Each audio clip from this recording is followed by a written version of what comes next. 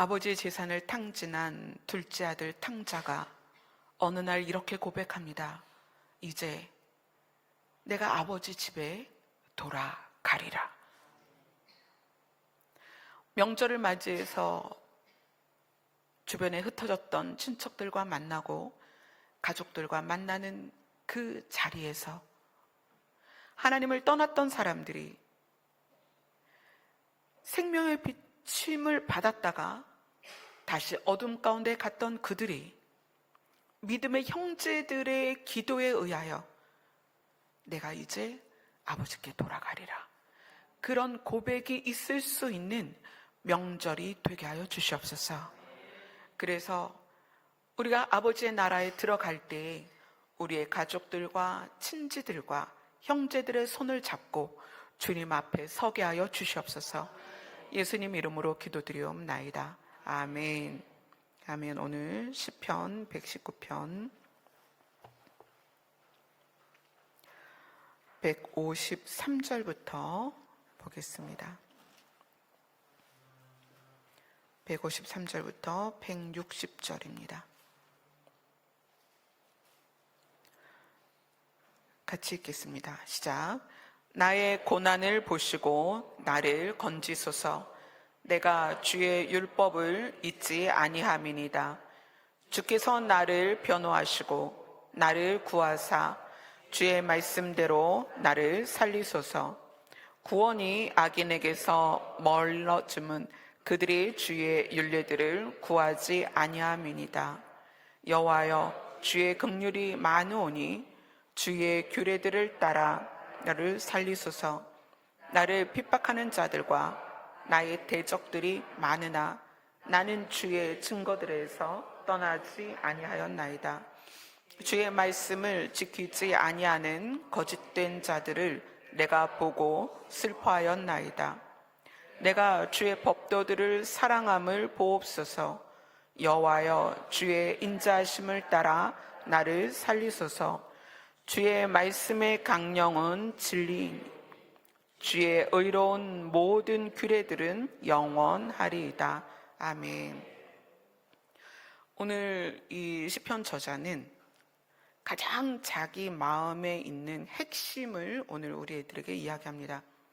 시편 119편이 이제 끝날 때가 됐어요. 이게 지금 176절에 끝나죠. 오늘이 160절이니까 다음 주 그 다음 주면 끝나요. 네, 되게 신기하게 시편 119편이 끝나면서 제 설교 노트도 끝나요.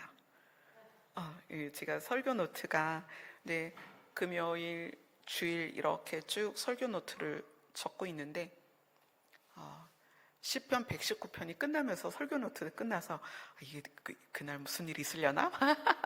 그냥 혼자 기대를 하고 있습니다. 제가 처음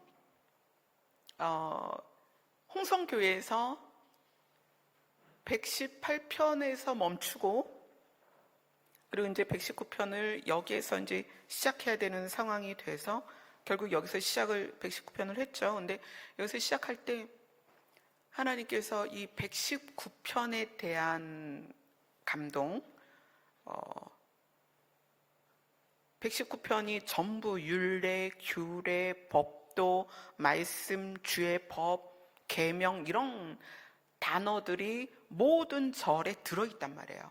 그러니까 이거는 율법에 대한, 그래서 이 119편 전체를 읽다 보면 하나님의 말씀을 도대체 내가 어떻게 지켜야 되고 도대체 얼만큼 지켜야 되고 이런 부담이 있는 119편인데 하나님께서 이 119편에 대해서 아니다, 너희가 119편을 통해서 나에게 오는 것이 아니라 내가 119편을 통해서 너희에게 갈 거다. 율법은 내가 너희를 향한 방법이고 너희에게 다가가는 방식이다. 그래서 119편에 대한 새로운 개념을 저도 여러분들과 같이 시작을 했습니다. 그런데 이 119편 중에 오늘 본문이 시편 저자가 가장 소원하는 것을 계속 드러내고 있어요. 자, 153절에 나를 건지소서. 154절에 나를 구하사 나를 살리소서. 156절에 나를 살리소서. 159절에 나를 살리소서. 그러니까 시편 저자가 원하는 건 뭐예요? 자기가 살아나는 거예요. 살아난다는 거, 산다는 거, 구원받는다는 거. 그래서 살려달라고, 건져달라고 하나님을 향하여 구하는 이 시편 저자의 마음이 뭘까요? 제가 교제하는 아주 귀한 자매가 있어요. 그 자매가 얼마 전에 암을 진단을 받았어요. 그래서 집이 아주 먼데 서울까지 병원을 다녀야 하고 항암 치료를 하고 10월 달엔 수술을 해야 되고 또 항암 치료를 해야 되고 또 방사선이나 표적 치료를 해야 돼요. 아주 힘든 여정이죠.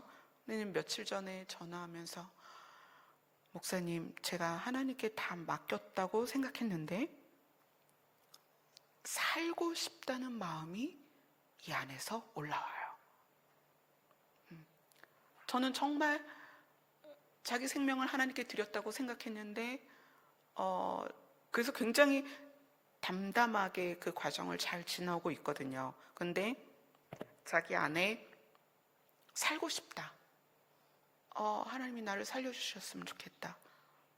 살고 싶다라는 마음이 있다는 거예요. 그래서 그 살고 싶다는 마음이 뭐랑 연결이 됐냐면 내가 아직도 믿음이 없나 봐. 이런 생각이 된 거예요. 그래서 제가 이제 그것에 대해서 전화로 설명을 해줬습니다. 살고 싶다는 것은 육에 속한 본능이에요. 육에 속한 본능. 그럼 이게 나쁜 거냐? 아니요, 그렇지 않습니다. 이 살고 싶다는 본능이 언제 시작이 된 거냐면 에덴에서는 생명이, 삶이 살아있는 것이 당연했어요.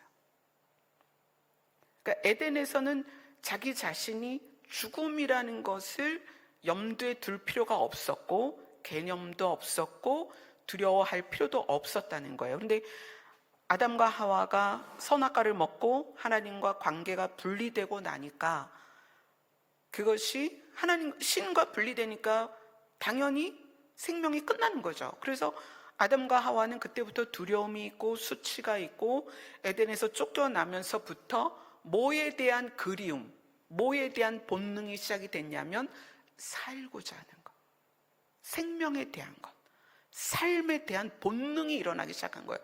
이거는 원래 아담과 하와에게 장착되어 있다가 잃었기 때문에 삶에 대한 본능이 생겼다는 거예요. 그게 본인에게 없었다면, 인간에게 그것이 없었다면 살고자 하는 본능 자체가 없죠. 그래서 인간에게는 살고자 하는 본능이 있습니다. 그래서 이 살고자 하는 본능이 그 다음에는 어떻게 발전이 되냐면 잘 살고 싶다. 그럼 뭐죠? 살긴 사는데 질이 좋게 살았으면 좋겠다. 질 좋은 삶. 그리고 오래 살았으면 좋겠다.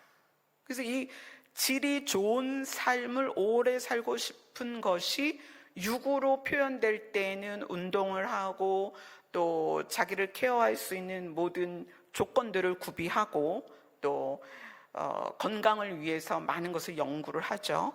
질 좋은 삶을 위해서. 그런데 생명이 무엇이냐를 원초적으로 고민하는 사람들을 뭐라고 부르냐면 구도자라고 부릅니다. 생명의 본질, 그 본질을 갖고 삶을 살아내는데 잘 산다는 게 무엇일까? 진짜 생명의 가치는 무엇이냐라고 생각할 때 그거를 우리는 구도자라고 그래요. 원천, 생명의 원천과 원천의 그 생명을 소유한 상태에서 가장 최상의 질, 그러니까 삶의 질이에요. 그 고차원적인 삶의 질을 고민하는 것을 우리는 구도자다. 그래서 길을 찾는 거예요. 어떻게 하면 내가 이 땅에서 사는 동안에 가장 고차원적인 삶을 살 수 있을까? 그런데 네이버에 구도자라고 치면 네이버 치식인의 사전에서 이렇게 해석이 나와요. 구도자. 이 구도자를 뭐라고 하냐면 진리나 종교적인 깨달음의 경지를 구하는 사람. 근데 이 진리나 종교적인 깨달음이라는 것, 그 경지라는 것이 결국 뭐랑 연결이 되냐면 생명과 연결이 되죠. 근데 그 다음에 그 지식인에서 두 번째로 뭐라고 말하냐면 처음으로 기독교를 믿기로 결심한 사람을 구도자라고 그래요. 이 구도자라는 뜻이 우리가 막연히 한문대로 길을 구하는 사람, 길을 추구하는 사람, 구도자. 근데 지식인에 있는 국어사전에 보면 기독교에 처음 들어간 사람도 구도자라고 부른다는 거예요. 그게 그래서 말씀과 연결이 되죠. 예수님 자신을 뭐라고 표현했어요? 내가 길이다. 내가 진리다. 내가 생명이다. 그래서 살고 싶은 본능이 우리 안에 있으면 그 상태에서 구도자로서 갈 수 있는 거예요. 그런데 뭐가 제일 불행한 거냐면 살고자 하는 의욕이 없을 때요. 그러니까 살고자 하는 본능이 꺾여버린 거예요. 왜 꺾였겠어요? 자라온 환경이나 상처나. 그래서 성경에서 형제들에게 나가라 하는 자는, 또 부모를 섬기지 않는 자는 불신자보다 악하다.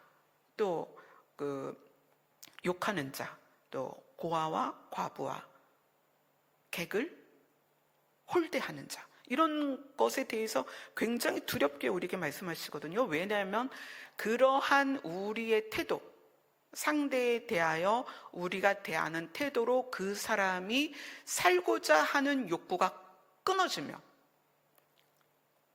이 바보야 그랬을 때 이 라가라 하는 말이 바보야 그런 뜻이란 말이에요.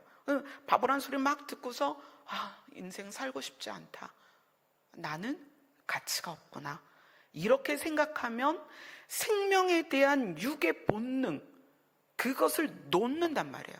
그럼 어떻게 되겠어요? 생명에 대한 욕구, 살고자 하는 욕구가 있어야 그것이 점차 어디까지 가냐면 예수 그리스도의 피뿌림의 은혜까지 간다는 거예요. 근데 우리가 사람을 하대하거나 비난하거나 비웃거나 또는 상처를 주거나 욕을 하거나 업신여기면 그것을 당한 사람들이 마음의 상처를 통해서 자기 자신이 가치가 없다라고 생각하고 자기 자신이 인생을 살 소망과 여망을 버려버린다는 거예요. 자, 살고자 하는 본능, 이것이 육에 속한 본능이기 때문에 믿음이 적은 거냐? 아닙니다. 이게 우리에게 장착되어 있기 때문에 어디까지 가느냐? 예수 그리스도의 피뿌림의 은혜까지 가는 거예요. 살고 싶다. 굉장히 중요한 겁니다. 그래서 복음은 잡아다 놓고 하나님 믿어야 돼 이래서 믿는 것이 아니다. 사랑을 통해서 누군가에게 그리스도의 향기가, 그리스도의 사랑이, 그리스도의 따뜻함이, 그리스도가 우리를 살리고자 했던 그 마음이 전달됐을 때 꺾이고 상한 그들에게 무엇이 일어나냐면 살고 싶다. 살고 싶다는 본능이 일어나는 거예요. 그 살고 싶다는 본능이 그 안에서 일어나면서 그 다음 단계가 뭐예요? 잘 살고 싶다. 그리고 그 잘 살고 싶다는 것이 복음을 통해서 진짜 잘 사는 게 뭐냐는 깨달음까지 가야 된다는 거예요. 근데 그 깨달음까지 이끌어 가기 위해서 우리가 말씀도 나누고 예배도 드리지만 말씀을 나누고 예배를 드리는 우리 주체들이 그 길을 찾는 자들에게 빛을 조명하고, 그래서 예수님이 우리를 향해서 너희는 세상의 빛과 소금이다, 너희들의 역할을 해야 된다. 그리고 그 역할이 뭐냐는 거예요. 성경책을 사줄 수도 있습니다. 성경을 가르칠 수도 있습니다. 끌고 나와서 내가 너한테 오늘 10,000원 줄 테니까 예배 드리러 가자. 그리고 예배 자리에 앉힐 수는 있어요. 그러나 그들의 마음을 열고 살고자 하는 그 생명으로 나아가는 것은 사랑이라는 거예요. 우리가 그것의 본을 보여야 되는 거예요. 그래서 우리에게 너희는 세상의 빛과 소금이다. 빛이 빛을 잃으면, 소금이 맛을 잃으면 역할을 감당하지 못하는 거거든요. 오늘 시편 저자가 자기의 가장 이 시편 119편을 통하여 말했던 자기의 속내가 무엇이다? 나를 살리소서. 근데 이 시편 저자가 과연 인간이 사는 게 무엇일까라고 고민을 했을 것 같아요. 처음에는 우리가 쭉 내용을 봤지만 나의 고난이 매우 심합니다. 나의 생명이 항상 위기에 있습니다. 악인들이 나를 해치려고 올무를 놉니다. 그런 상황에서 눈에 보여지고 경험되어지는 어려움을 겪고 있어요. 근데 그러한 상황에서 그것을 모면하는 것이 사는 것이냐? 하나님 앞에 사는 것이 무엇인지 우리는 정말 진지하게 생각해야 되는 거예요.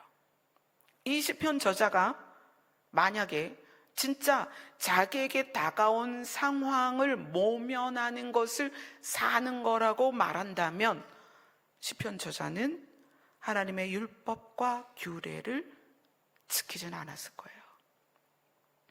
자기에게 당한 상황이나 어떤 이런 어려움을 모면할 수 있는 것, 이겨낼 수 있는 건 방법은 여러 가지 있다는 거예요. 근데 이 시편 저자가 고난 가운데에서 정말 그 생명이 경각에 달린 위험한 상황에서 진지하게 내가 산다는 것이 무엇일까라고 고민했을 때 그것이 어디까지 갔느냐? 자, 우리 마태복음 26장으로 갑니다.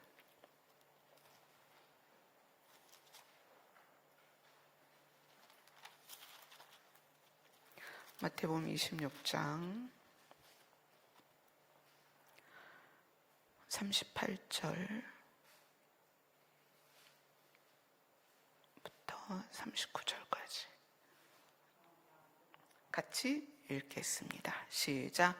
이에 말씀하시되 내 마음이 매우 고민하여 죽게 되었으니 너희는 여기 머물러 나와 함께 깨어 있으라 하시고 조금 나아가사 얼굴을 땅에 대시고 엎드려 기도하여 이르시되 내 아버지여 만일 할 만하시거든 이 잔을 내게서 지나가게 하옵소서. 그러나 나의 원대로 마옵소서 아버지의 원대로 하옵소서 하시고, 예수님이 이 마태복음 26장은 예수님이 잡히시기 직전에 예수님의 기도를 아주 적나라하게 보여준 장면이에요. 근데 여기에서 예수님이 늘 인자라고 말씀하셨던, 나는 사람의 아들이다 라고 말씀하셨던 그 예수님이 육에 속한 본능을 지금 표현하고 있습니다.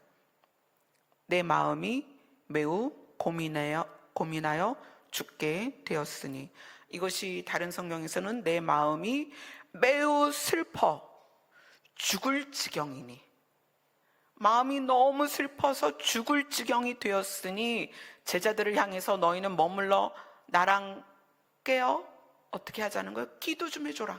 나를 중보 좀 해줘라. 나도 기도를 할 건데 너희도 중보 좀 해줘라. 그리고 제자들보다 조금 앞으로 나아가서 얼굴을 땅에 대시고 엎드려 기도하시되 내 아버지여 만일 할만하시거든 가능하시면, 사실 가능하죠. 하나님이 가능하지 못한 게 어디 있겠어요? 근데 아버지여 만일 가능하시면 이 잔을 내게서 지나가게 하옵소서.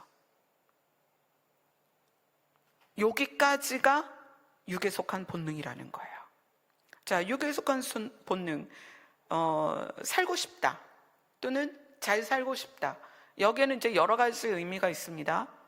실패하고 싶지 않다, 자존심 상하고 싶지 않다, 그렇죠? 또는 무슨 표현이 있을까요? 부족하고 싶지 않다. 그러니까 남들이 볼 때 내가 부족해 보이고 싶지 않은 거죠. 그리고 나고 하고 싶지 않다. 이런 것들이 전부 살고 싶다와 반대되어지는 그 개념 안에서 우리 안에 본능으로 있는 거예요. 근데 예수님이 지금 인간의 아들이라고 표현해 오시면서 어떤 인간이죠?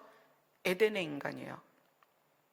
에덴의 인간으로서 그 에덴의 그 가인과 아벨의 그 죄의 피가 아닌 에덴 본연의 인간의 아들로서 지금 이 땅에 와 계신데 예수님이 뭘 해야 되냐면 실패를 겪어야 되는 거예요. 그리고 낙인이 찍히는 거야. 뭐라고? 죄인이라는 낙인이 찍혀야 돼. 그러니까 본능이에요. 육에 속한 본능. 에덴의 인간으로서의 본연의 모습인 예수님이 죄도 없고 실패하셔서는 안 되는 분인데 지금 잡혀가야 되고 실패해야 되고 죄인이라는 낙인이 찍혀야 되는 상황에서 그러고 싶지 않은 거야. 그러니까 육의 본능이죠. 그래서 그게 너무 슬프고 죽을 지경이 된 거예요. 자, 여기까지는 육의 본능입니다. 그래서 아버지, 만일 가능하시면 이 잔이 내게서 지나가게 하옵소서. 그 다음에 그러나 나의 원대로 마옵시고, 이것은 나의 육에 속한 본능대로 하지 마옵시고 아버지의 원대로 하옵소서. 아버지의 원함은 무엇일까요? 예수님이 에덴의 인간, 본래의 인간, 본연의 인간, 가장 인간다운 인간의 아들로 오셔서 해야 될 일이 뭐냐면 이런 말이 있죠. 조립은 분해의 역순이다. 무슨 말인지 아시겠죠? 뭔가를 막 분해했어요. 이걸 조립해야 되잖아. 그러면은 어떻게 분해했는지 기억해 놓고 그 거꾸로 이제 맞춰 나가야 되죠. 그것처럼 인간이 에덴에서 본래의 인간이었다가 사망이 임한 인간으로 된 이유, 그거를 역으로 해결을 해야 되는 거예요. 그럼 어떻게 해결해야 돼요? 예수님이 원래 에덴의 본연의 인간의 아들로서 이 문제를 해결을 해야 되는 거야. 죄의 결과로 사망이 임했으니까 죄의 값을 치러서 에덴으로 들어가야 되는 거거든요. 그러니까 죄의 문제를 해결하지 않으면 에덴으로 들어갈 수 없다. 원래 에덴의 본연의 인간이신 예수님이시지만 에덴으로 돌아가려면 죄의 문제를 반드시 해결해야 된다. 그리고 하나님의 뜻은 이 땅에 있는 모든 사람들이 그 예수님 뒤에 붙어서 그 길을 가기를 원하시는 거예요. 우리의 힘으로는 절대 할 수 없기 때문에. 왜? 우리는 죄로 인하여 사망에 임한 자들이고, 그래서 우리는 우리 문제를 우리가 해결할 수 없습니다. 마치 이런 거예요. 교도소에 사기 10번 친 사람이랑 사기 5번 친 사람이 교도소에 같이 들어와 있어요. 그럼 사기 5번 친 사람이 사기 10번 친 사람보다 죄가 가벼우니까 이 사람이 사기 10번 친 사람을 벌을 가하거나 또는 형을 감형해 주거나 이럴 수 없어요. 둘 다 죄인이니까 둘 다 감옥에 있어야 되는 거야. 그것처럼 이 땅에서 죄로 인하여 사망의 그늘 안에 있는 사람들끼리는 죄 사함이 있을 수 없다는 거예요. 불가능해요. 우리로서는 죄의 문제를 절대 해결할 수 없습니다. 그래서 누가 해야 되는 거예요? 죄가 없는 분이. 그래서 예수님이 자기를 인자라고 하는 거예요. 나는 에덴의 진짜 사람, 죄 없는 사람의 씨다. 그래서 그 씨를 유지하기 위해서 세상을 멸망시킬 때 노아를 살려두신 거예요. 그 씨를 살려내기 위해서. 그리고 누구에게서? 아담에게서 그 씨를 살려내신 거예요. 그래서 결국 예수 그리스도가 이 땅에 오신 거죠. 여자의 씨로 오신 거예요. 그래서 그분이 자기 자신을 인자라고 얘기를 하는 거예요.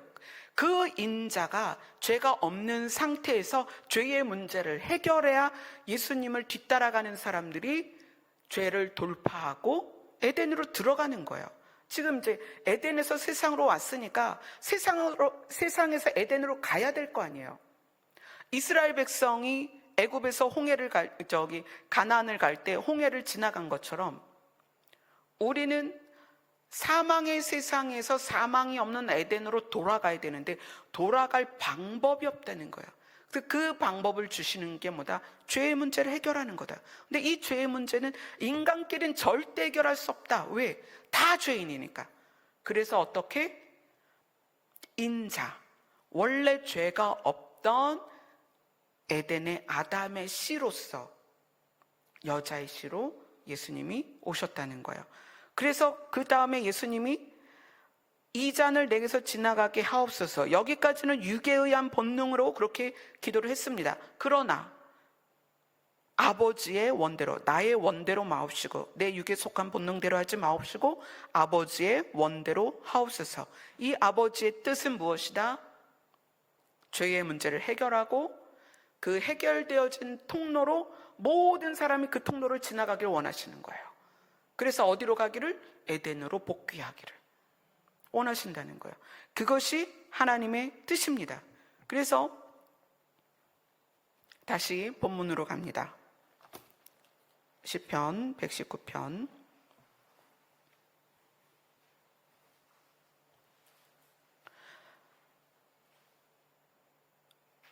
153절 154절에는 나를 건지소서, 나를 구하사 주의 말씀대로 나를 살리소서. 주의 말씀대로 나를 살리소서. 이것은 주의 말씀은 우리를 살리기 위한 모든 계획이 들어있는 말씀이다. 155절을 같이 읽겠습니다. 시작. 구원이 악인들에게서 멀어짐은 그들이 주의 율례들을 구하지 아니함이니이다. 사람에게서 하나님은 구원할 수 있는 방법을 주셨는데 구원과 사람이 점점 멀어지는 것은 그들이 하나님의 말씀을 원하지 않기 때문이다. 그 얘기는 무슨 얘기냐면 사는 것, 사람이 살고 싶은 본능에 의하여 하나님이 살리고자 하는 고차원적인 생명까지 깨닫지를 못하고 있다는 거예요. 그리고 156절을 같이 읽습니다. 시작.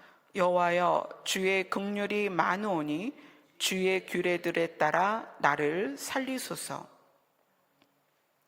하나님의 긍휼을 오늘 성경은 어떻게 설명하고 있냐면 영어 성경에서는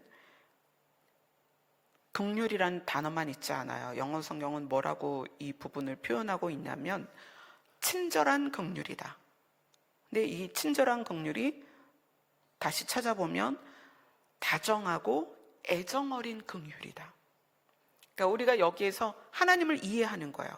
하나님은 어떤 분이냐면 자비와 긍휼을 베푸시되 무섭게 하는 것이 아니라 마치 우리가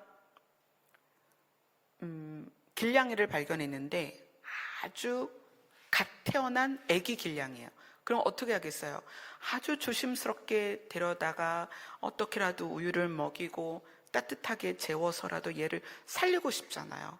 하나님이 우리를 살리고자 하는 그 긍휼과 노력은 어떻게 표현이 되냐면 애정어린, 다정한, 친절한 긍휼이다. 하나님은 우리를 그렇게 다루십니다. 그렇게 우리를 애지중지하게 살리기를 원하신다는 거예요. 그래서 그것을 알고 있는 이 시편 저자가 여호와는 주의 긍휼, 어떤 긍휼이냐면 친절한 긍휼이 많으시니까 주의 규례들을 따라 나를 살리소서.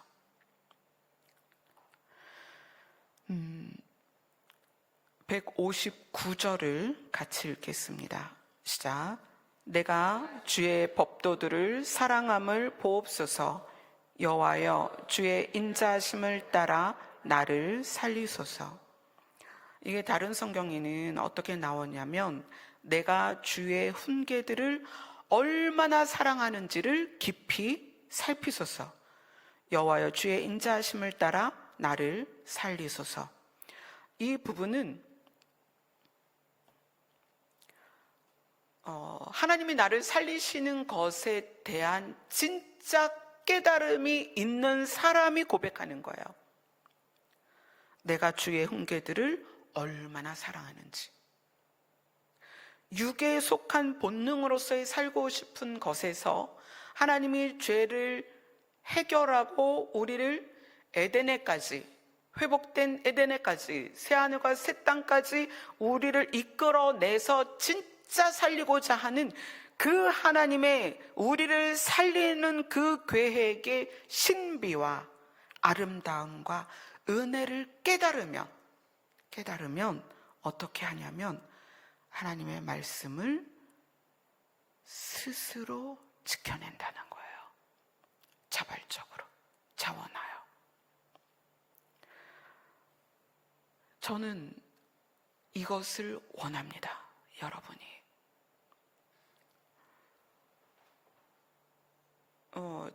제가 이제 어린 시절 교회를 다니거나 청소년 시절 교회를 다니거나 결혼해서까지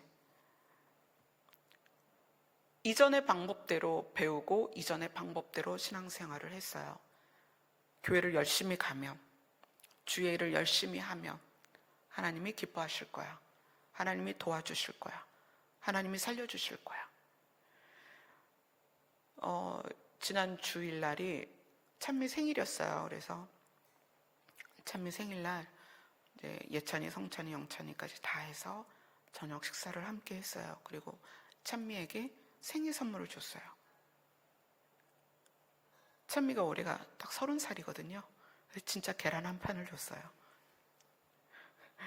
계란 30구짜리 한 판 있잖아요. 근데 이제 그 날계란 주면 안 되니까 계란 모양의 구슬에 거기다 용돈도 넣고 초콜릿도 넣고 30알을 계란 한 판에다 다 담아갖고 찬미를 줬어요. 그리고 제가 이런 얘기를 했어요. 엄마는 20대 때 그리고 30대 때 그날 모인 5명의 아이가 찬미가 30이고 이제 영찬이가 고등학교 2학년이고 이제 곧 20살이 되잖아요. 엄마는 20대 때 30대 때 가장 내 심리 상태 중에 두드러진 게 두려움이었다. 막연하고 어떻게 해야 될지, 어떻게 살아야 될지. 그러니까 보장되지 않은 길을 가는 것 같은 돌다리가 쭉 있는데 어떤 걸 밟으면 그 돌다리가 물에 빠질 것 같은 두려움. 그래서 내가 이 길을 가도 되는지. 그러니까 늘 두려웠다. 그런데 이제 50 중반이 되어서 엄마는 지금이 제일 평안하고 행복하다. 왜냐하면 살아보니까 하나님이 우리의 길을 지키시고 도우시고 또 주변에 좋은 사람들이 너무나 많고 하나님이 그렇게 붙이시고 결과적으로는 어려운 일도 있고 슬픈 일도 있고 고통도 있고 아픔도 있지만 하나님은 우리를 결국은 선한 길로 인도하신다. 그 선한 길의 끝이 어디예요? 하나님의 나라예요. 그런 이야기를 아이들이랑 나눴어요. 그래서 예전에 구리에서는 이제 같이 이렇게 예배를 드렸었는데 제가 10월 달부터는 이제 예배를 아이들이랑 같이 드려야 되겠다는 생각을 했어요. 그래서 오늘 말씀을 보면서 저의 신앙의 여정이 생각이 났어요. 저도 어려운 일이 있을 때 보증 승계 다 잘못돼서 집달인이 와가지고 빨간 딱지 경매에 다 붙여놓고 아파트 날라가고 지하 방한칸으로 가야 되는 그런 상황에서 제가 벽에다가 뭐라고 붙여놨냐면 그렇게 붙였어요. 하나님, 홍해를 가르신 하나님, 지금 우리를 살려달라고, 우리의 기도에 하나님 응답하여 달라고 막 벽에다 써서 붙이고 맨날 기도하고 그랬어요. 근데 그 일들을 다 지나서 지금 와보니까 하나님이 우리를 살리시는 거의 살림은 최종적으로는 가장 고차원적인 삶이 뭐냐면 하나님의 나라라는 거예요. 전 그걸 몰랐어요. 그 고차원적인 삶을 모르니까 이 땅에서 어떻게 해야 되지, 뭘 해야 되지, 어떻게 하나님이 기뻐하셔서 나를 잘 살게끔 도와주실까, 어떻게 하나님을 흥분시켜서 기쁘게 만들어서 내가 하는 일이 잘 될까, 그랬었단 말이에요.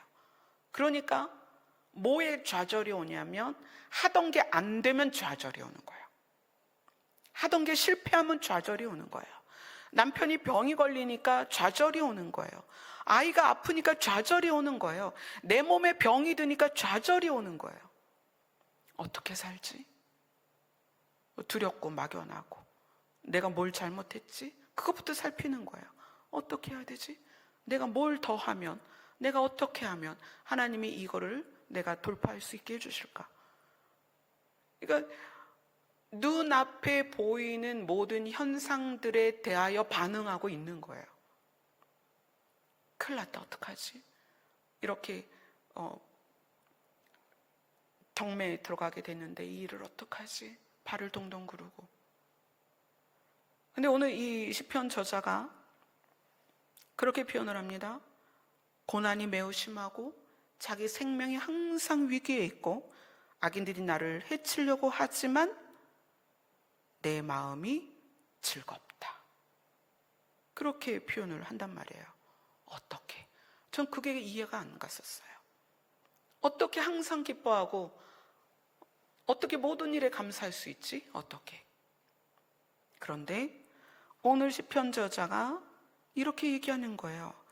내가 주의 법도들을 얼마나 사랑하는지 보옵소서. 환경이 변해서요? 아니요. 문제가 해결이 돼서? 아니요. 여전히 악인들이 자기 가까이에 있고 여전히 악인들이 이 시인을 해치려고 올무를 놓고 있고 자기 생명이 항상 위기에 있지만 이 시편 저자는 말하는 거예요. 그러함에도 불구하고 내가 얼마나 주의 법도를 사랑하는지 보시옵소서. 생명에 대하여 여러분 깊이 간절히 갈구하셔야 됩니다. 근데 그 생명이 뭐다? 이 땅에서 눈으로 보이는 우리의 경계 안에 있는 생명이 아니다. 진짜 생명은 영원한 것이다. 그래서 160절 말씀을 같이 읽겠습니다. 시작. 주의 말씀의 강령은 진리이오니 주의 의로운 모든 규례들은 영원하리이다. 주의 말씀의 강령, 주의 말씀의 큰 줄거리, 그 주의 말씀의 맥락, 주의 말씀의 흐름이 뭐다? 진리다. 과연 어떤 내용이기에 진리냐? 다른 성경에서는 처음부터 진리이오니 이렇게 나와요. 처음부터 진리이오니. 그러니까 하나님이 아담에게 생기를 불어넣어서 그를 살리신 것이 그게 진리라는 거예요. 처음부터. 우리는 그렇게 살아야 될 존재였어. 그런데 그것을 잃었고, 그래서 하나님이 우리가 그렇게 처음부터 생명이었던 존재로 돌아갈 수 있도록 우리를 인도하시는 것이 무엇이다? 하나님의 말씀이다. 그래서 그것이 하나님의 말씀인 것을 깨달은 이 시편 저자가 내가 주의 법도들을 얼마나 사랑하는지 보시옵소서. 내가 하나님이 왜 이 말씀을 우리에게 주셨는지를 깨달았나이다. 이것이 복음이라는 거예요. 복음이 하나님의 나라와 하나님의 생명에 대한 깨달음이 없으면 우리는 복음을 도깨비 방망이로 쓴다는 거예요. 도깨비 방망이가 뭐예요? 뚝딱 뭐 나와라 뚝딱, TV 나와라 뚝딱, 뭐 전자레인지 나와라 뚝딱, 이럴 수밖에 없다는 거예요. 그런데 시편 저자는 그게 아니라 육에 속한 본능이었던 이 살고자 하는 본능, 이것이 하나님 앞에서 말씀과 씨름하다 보니까 사는 것이 이 지구상에 발을 디디고 사는 것만을 말하는 게 아니구나. 진짜 사는 건 하나님의 말씀에 의하여 하나님의 나라, 영원히 사는 것이 진짜 사는 것이구나. 이걸 깨닫고 나니까 하나님의 말씀을 너무나 사랑하게 되었다는 거예요. 그래서 우리가 복음을 사랑하게 되고 즐거워하게 되고 기뻐하게 되는 것은 환경이나 우리의 상황이 변화해서가 아니라 하나님의 뜻, 생명을 향한 하나님의 뜻을 깨달아서 그것이 나의 복음이 되었을 때, 그때 이 말씀이 꿀과 송이꿀보다 더 단 말씀이 된다는 거예요. 근데 이 복음이 전해지기 위해서 어떻게? 이 복음은 사랑이라는 통로가 아니면 전해질 수가 없어요.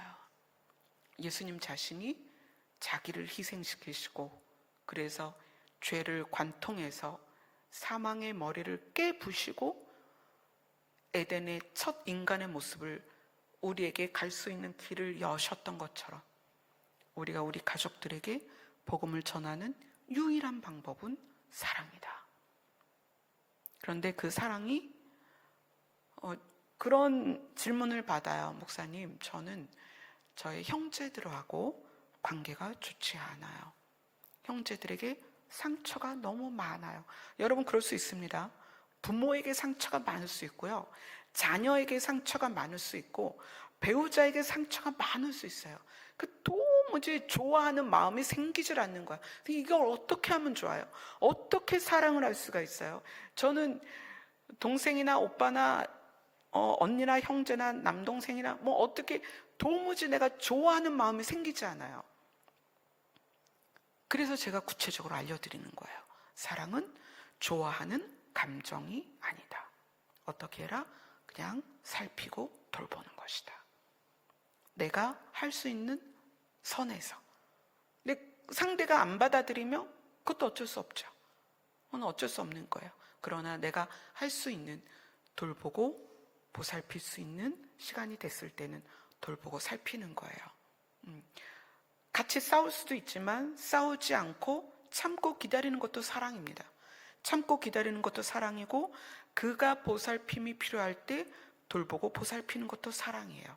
그건 부모를 향해서나 형제를 향해서나 또 배우자를 향해서나 마찬가지입니다.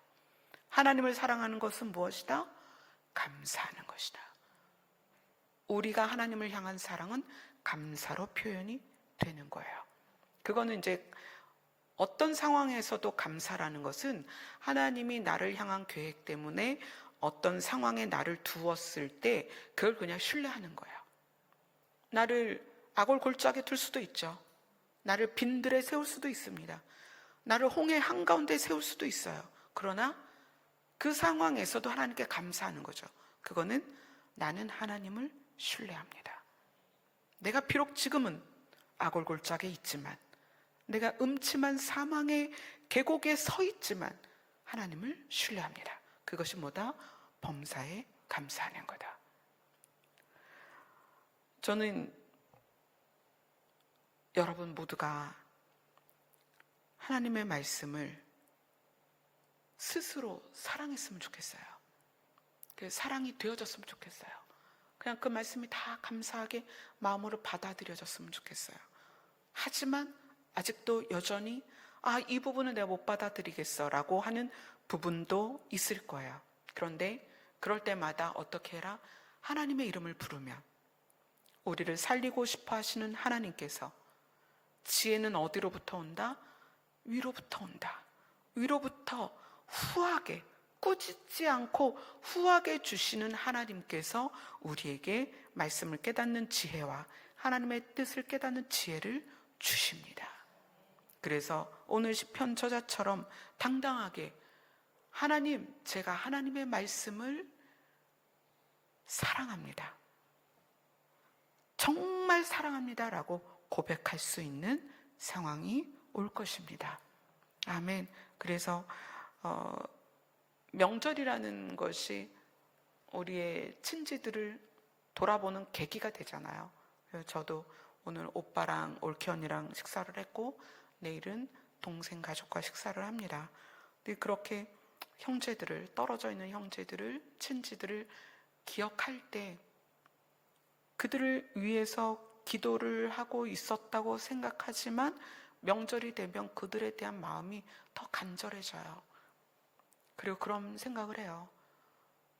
이 하나님의 진리를 알았으면 좋겠다.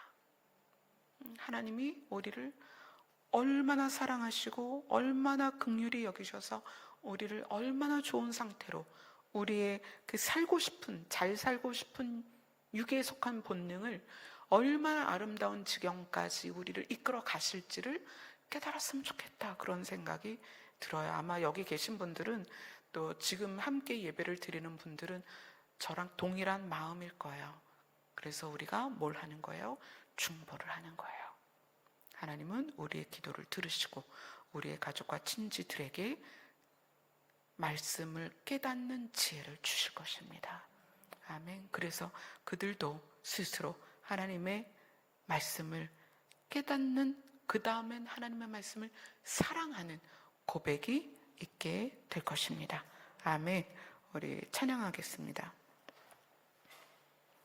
우리 찬송가 521장입니다.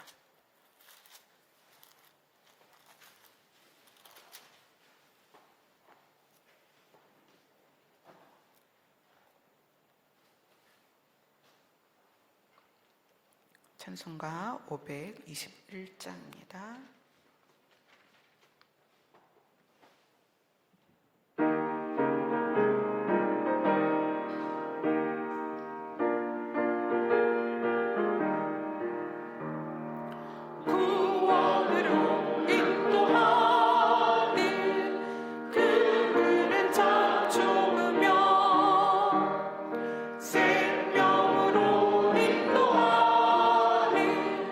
그 길은 참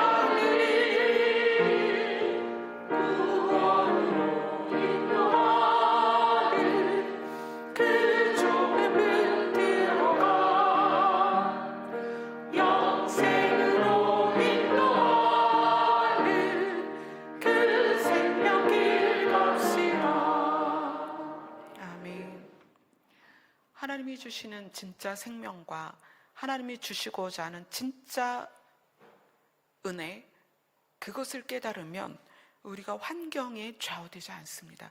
물론 우리가 육체로 사는 동안에 잘 살고 싶은 그것이 우리 본능 안에 있기 때문에 예수님처럼 피하고 싶은 일들도 많이 있습니다.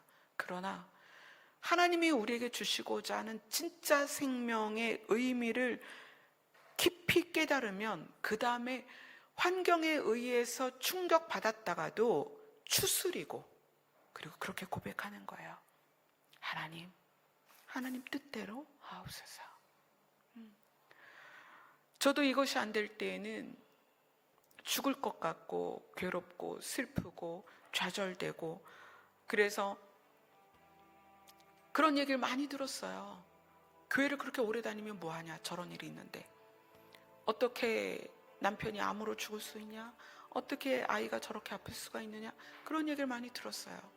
그래서 그 말들이 저한테 너무 큰 상처가 됐어요. 그런데 이제는 설사 제가 죽는다 해도, 제가 죽을 병에 걸린다 해도 이제는 하나님의 크신 뜻을 알겠는 거예요. 하나님이 진짜 우리에게 주고 싶은 게 뭔지를 알겠는 거예요. 근데 그것이 여러분에게 깨달아져서 사람을 대할 때, 그래서 그 사람이 나를 어떻게 대하든, 그 사람이 나에게 어떤 피해를 주든, 하나님이 우리를 살리고자 하는 마음이 깨달아진 상태로 사람을 대해야만 복음이 흘러가요.